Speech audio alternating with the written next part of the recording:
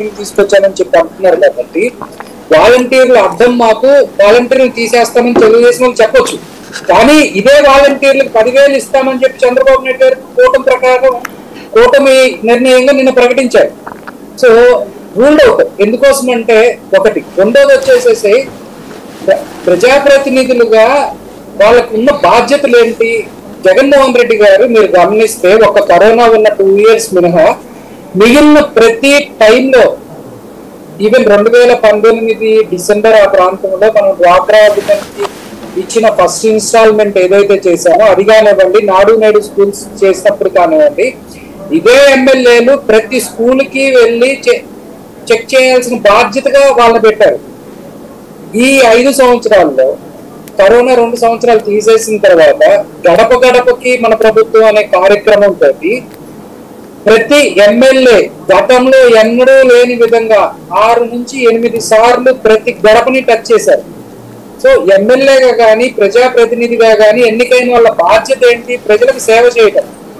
So ఇక్కడ జగన్మోహన్ రెడ్డి గారు చెప్పే కాన్సెప్ట్ ఏంటంటే వీళ్ళు ఆర్మీ, వీళ్ళకి ఏది సచివాలయం వ్యవస్థ కానివ్వండి, వాలంటీర్ కానివ్వండి, వీళ్ళకి అడిషనల్ గా ఇచ్చిన ఒక రీసోర్స్, ఆ రీసోర్స్ ను ఉపయోగించుకొని ముందుకెళ్ళమని చెప్తున్నారు. సో ఇక్కడ ఇందులో ఏమన్నా ప్రాబ్లం ఉంటే ప్రభుత్వ రిసోర్స్ అండి, అది ఒకటి క్లారిఫికేషన్. ఇది నేను అదే చెప్తున్నా. పార్టీ రిసోర్స్ అయితే తెలుగుదేశం వాళ్ళు 10,000 ఇస్తానంటే మరి జనసేన మౌనంగా ఎందుకుందండి?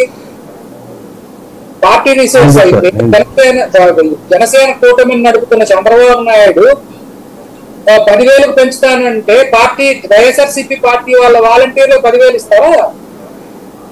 సో మనం మాట్లాడే దాని మీద ఒక స్టాండ్ అనేది క్లియర్ గా ఉండాలి. So number 2. నెంబర్ 3, ఇందాక మన మాల్కొండయ్య గారు కూడా చెప్తూ మొత్తం అసలు వాళ్ళు చాలా పవిత్రంగా ఉన్నారు, పొత్తులు అని చెప్పి అంటా ఉన్నారు. అక్కడ 100% ఓటింగ్ జరిగిపోద్ది, ఇదన్నీ టీ కప్పులో తుఫాన్ అని చెప్పి శాంతి ప్రసాద్ గారు చెప్తా ఉన్నారు. 2014లో 10 సీట్లు ఇస్తే వాళ్ళు గెలిచింది 4 బీజేపీ. సో అక్కడ కూటమిలో ఎంత ఇంపార్టెన్స్ ఉంది, ఎలా జరుగుతుంది అనేది మనకి చూస్తాం. రాబోయే రోజుల్లో ఇంకా చాలా చూడబోతాం. 50 రోజుల్లో ఇంకా మనకు ఎలక్షన్ వచ్చే నెల 13 కాబట్టి ఆల్మోస్ట్ 30 రోజులు ఉంది. ఈ 30 రోజుల్లో